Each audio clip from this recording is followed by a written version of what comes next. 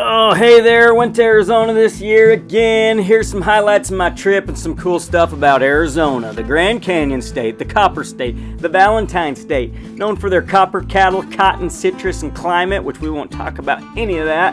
What I did, I saw some Indian ruins, I did a little survival class, ate some wild edibles, made some friction fire, did some backpacking, shot some guns, did some fishing.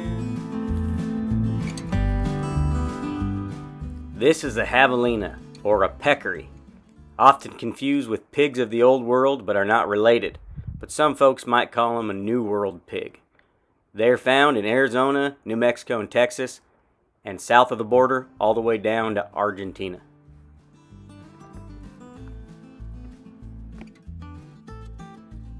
In southeast Arizona, I did some desert survival training with the legendary Dave Holladay and Tony Pike of Ancient Wisdom Survival School. This stone shelter I built doesn't look like much, but with the fire it provided ample heat, even with some snow and a whole lot of wind. It's going to be there, bed's going to be there. This will keep the fire away from me. That'll help reflect the fire back to me. I brought with me some clothes on my body and some Stone Age gear I made before, including this grass mat.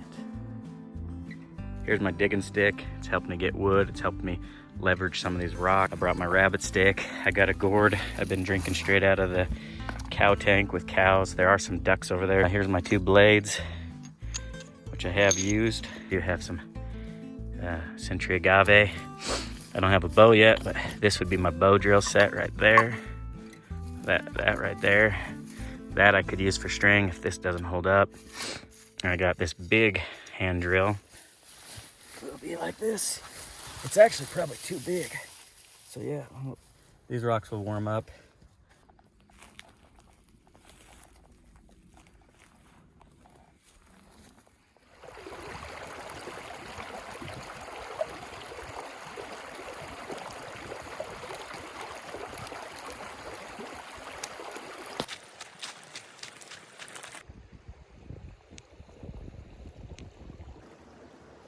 Is it just me, or does it smell like Cheetos out here?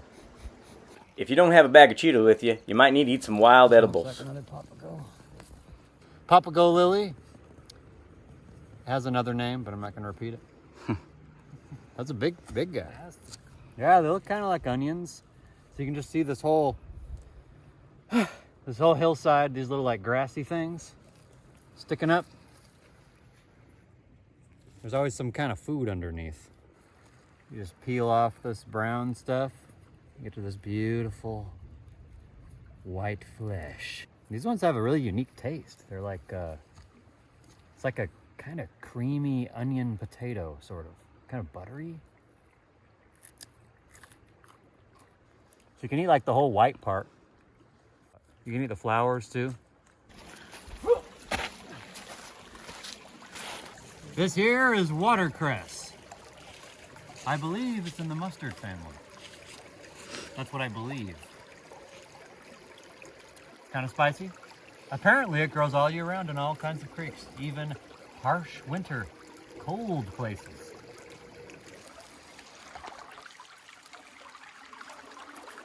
I don't like vegetables that much. But I like eating wild plants, man. They taste so much more fresh.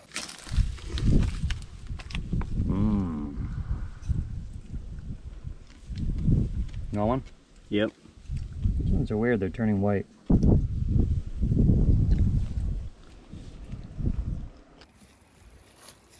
This is a wild fence lizard. This one has really nice coloring. It's a little darker than most of them. Oh! Did it hit you? Look out, ball! Jump ball! Sorry, I almost did it again. Holy cow!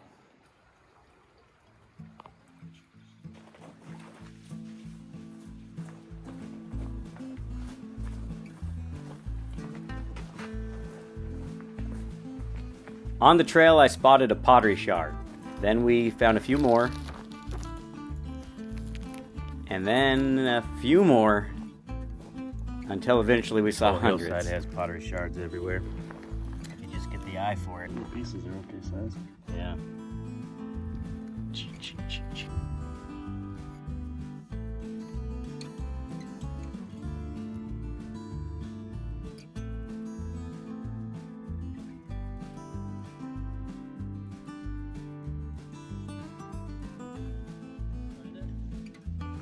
Yeah, and we agree it's got to be one. Ford, we found the structure.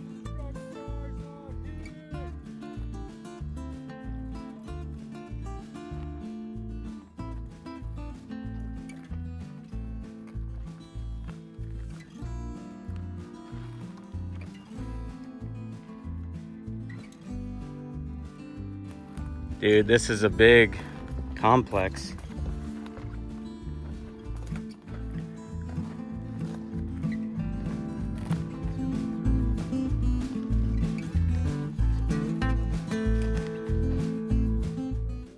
Later on our hike, we found some artifacts from much later in time. Old buried bottled trash. Vintage bottles like these can be dug up from old home sites and trash sites, sold on eBay. These things average about $5 to $50.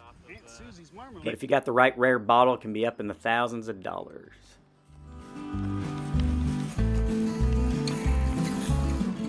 Well, we're here at the Verde River, and everywhere we go, we find pottery shards.